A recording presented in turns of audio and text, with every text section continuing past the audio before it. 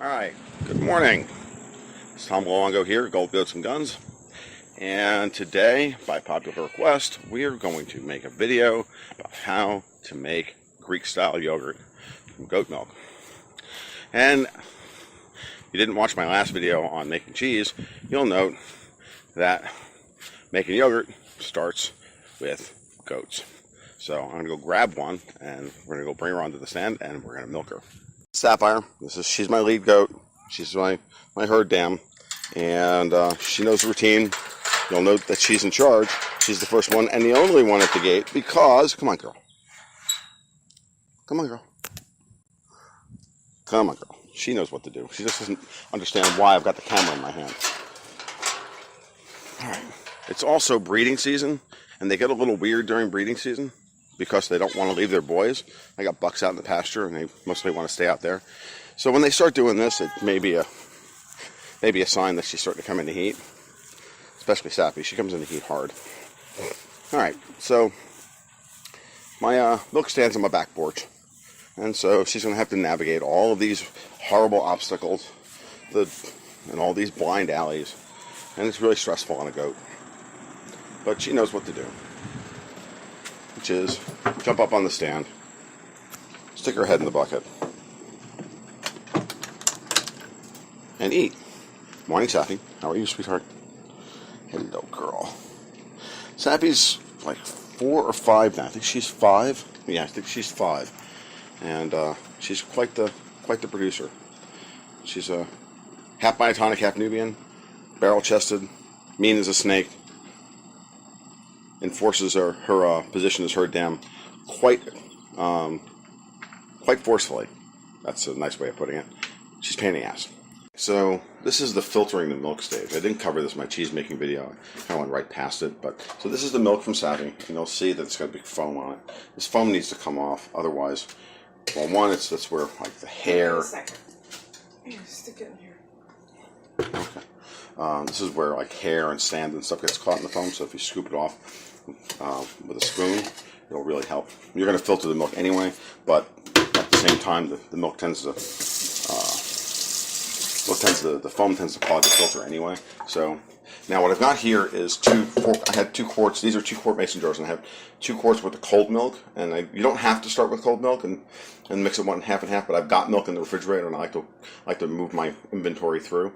All it'll do will add time to the ferment. So as opposed to it getting done in, say, 12 to 16 hours at the temperature I do it at, it'll take 24 for the yogurt to finish, and I don't really care. I have plenty of time. So it also makes a slightly milder yogurt to start at a slower temperature and work up to your operating temperature. So you just filter the milk.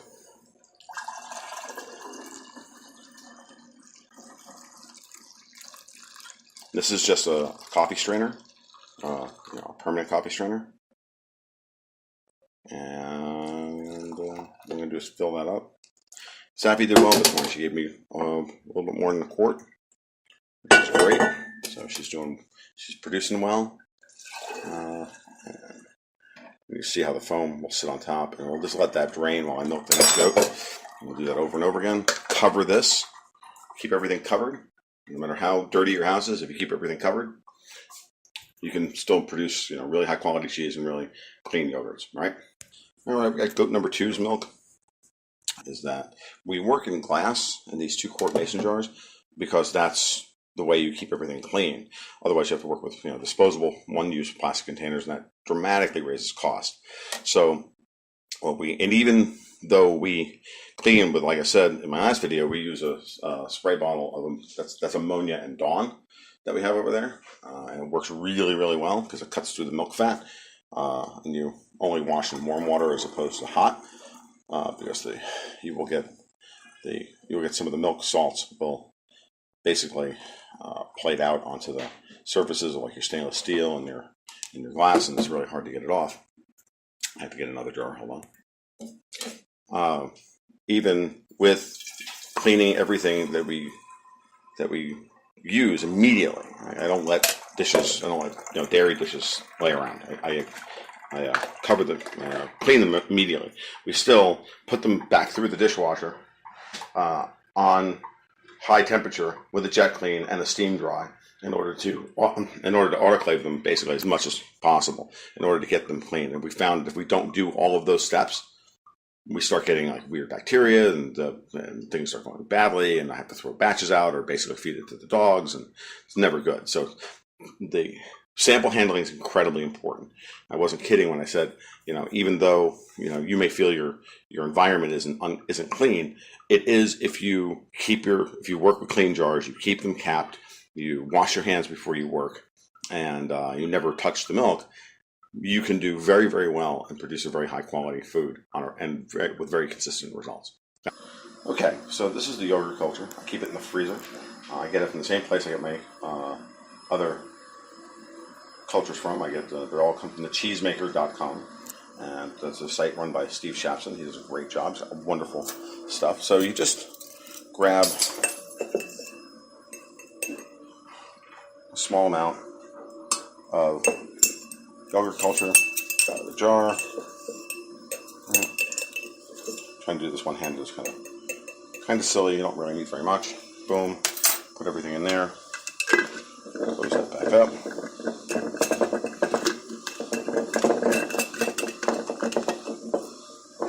And same thing with these guys. We'll just shake. All we're going to do is we're going to cap those off tight, shake them real good, and then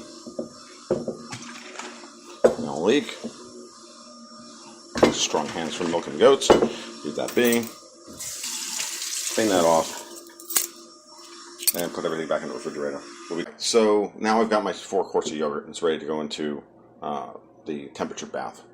Now for that, I have a food dehydrator that works as a really, really good constant temperature environment. So I have it set to about 100 degrees Fahrenheit. Most recipes you'll see for yogurt tell you to go up to like 110. And this is the stuff as it comes out. You can see it's kind of thick, which is awesome. But it's not Greek yogurt yet. Now it's just yogurt. This stuff's a little thin, but it's fine. Okay. And we just stick these in here. There we go. Everybody goes in. The lid back on. Leave the temperature set. And now this stuff goes into the refrigerator to cool so that it can be filtered and strained. So the yogurt is done straining.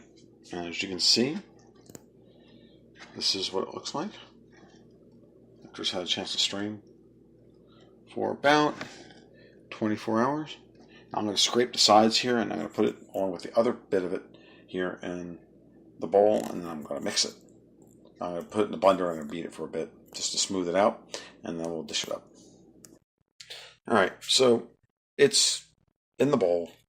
This is my wife's KitchenAid. I got this for her. Oh God, I think it was her first anniversary present. Actually, she's had this thing for 24 and a half years now. This might even be the bowl of hers that's engraved with her name on it. I don't know, but yeah, because we got the special one that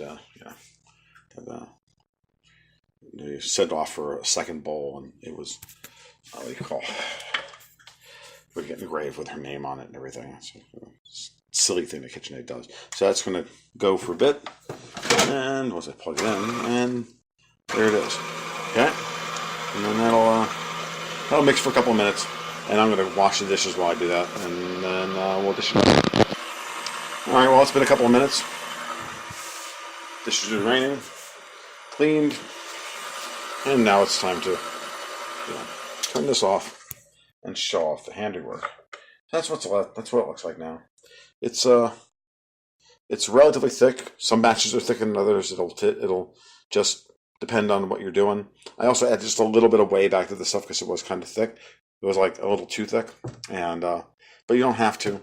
I'm usually trying to hit like the nearest half pound for purposes of selling it to the market and whatnot. But and if you want it thicker, just leave it in there longer. It will strain until the point where it's like richer and thicker than sour cream. And if that's the way you want your yogurt, where it's practically spackle, you can do that as well. All right, I'm gonna pop out for a second, and then I'll pour this up, and it'll be ready to go.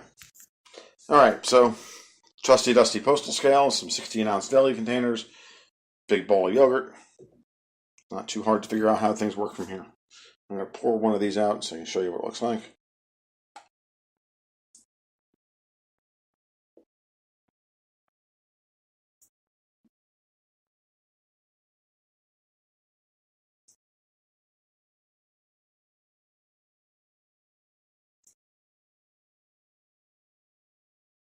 There you go.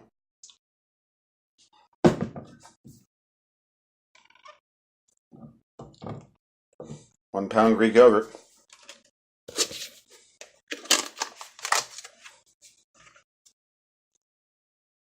Thick, rich, creamy, gorgeous. Repeat like this until it's done. Put in the refrigerator. Good to go for, depending. If you keep it in a really cold refrigerator, I've had this stuff last for weeks. So there you go. All right, you guys take care. Talk to you soon. Bye. Okay. So there's a 2-quart thing of yogurt, right? It's been cooled off, and it's now ready to be strained. Now I'm going to show you how we actually strain the yogurt. These are polycarbonate hotel pans, which I think I showed off in my other video about making cheese. And you see that we drilled a whole bunch of holes in here. Now this is not going to be enough to keep this yogurt. The yogurt, if I pour that yogurt out, it's going to go straight through, right?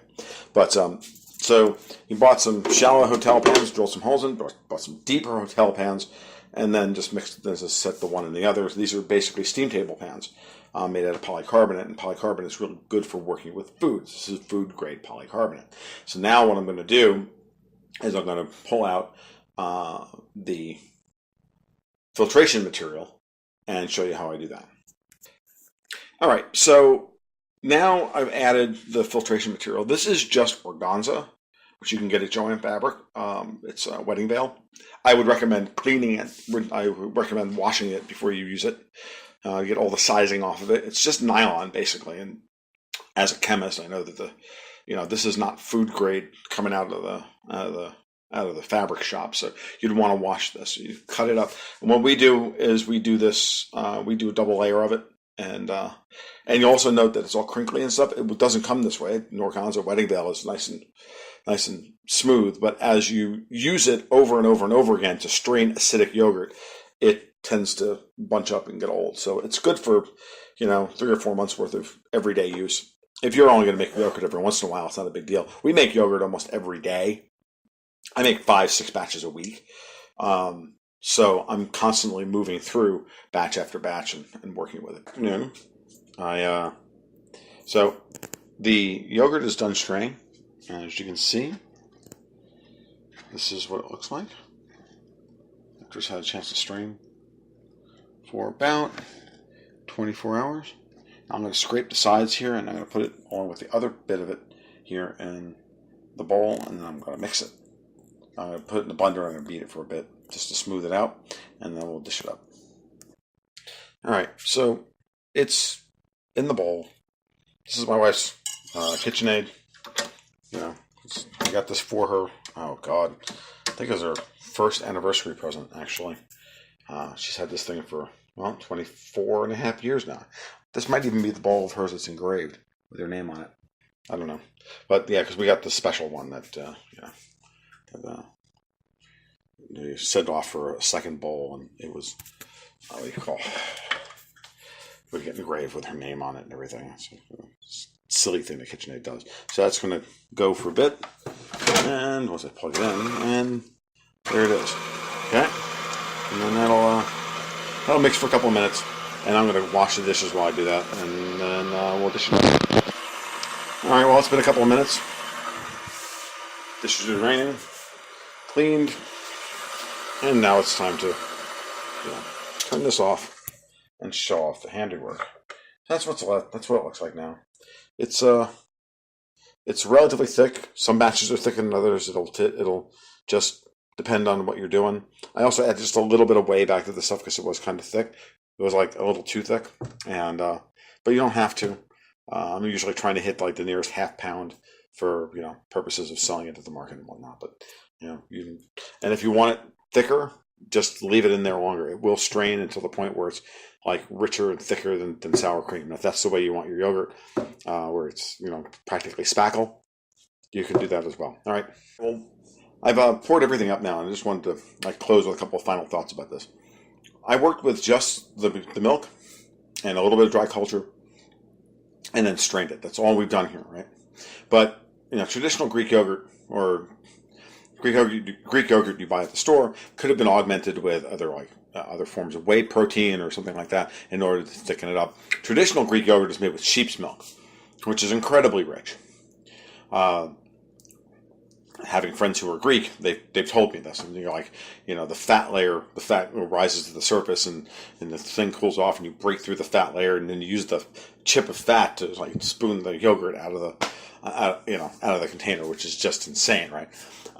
Which is also incredibly awesome, and for that reason alone, I think I want to go to Greece. But you can play with this if you want thicker or richer. If you want more protein in it, you can do that. The other thing you can do, this is what we do, is since we have a cream separator, because goat milk doesn't naturally separate like cow's milk does, you have to spin it to extract the cream, and then you wind up with skim milk and cream. And we sell the cream at the farmer's market for like $10 a pint. But then we take the leftover, the skim milk, which we don't normally drink, but then we culture that, make that into low-fat yogurt. And if I cross that or mix that basically 1-for-1 with the normal full-fat yogurt, I get incredibly heavy, protein-rich, kind of even more traditional Greek yogurt than you would normally, or at least what we're used to getting is Greek yogurt in the grocery store now. It's got a lot more protein in it, and it's richer and it's thicker because it's the fat actually in the milk that it retards it from straining out. The low-fat skim milk yogurt, it strains out in 12 hours. 2 quarts of it strains out in 12 hours, and the whey is clear you can see through it. It's so clear, practically see through it. It's so clear. It's translucent, and so nothing's leaked through, and that makes a really great yogurt if you mix that with the full-fat yogurt and kind of this mid-fat, high-protein stuff. It's really good. But you can use this stuff in practically any way that you would normally use sour cream. As I'm going to show in upcoming video on making fresh Chev, fresh goat cheese, that we do a goat cheese that's so smooth and creamy. It's like a whipped cream cheese in terms of texture and flavor, that you make cheesecakes out of it, and you substitute out for a standard cheesecake recipe this yogurt and that Chev, as opposed to using cream cheese and sour cream. Makes a hell of a good cheesecake. And doesn't make you fart. You guys take care. Keep your cigar on the ass.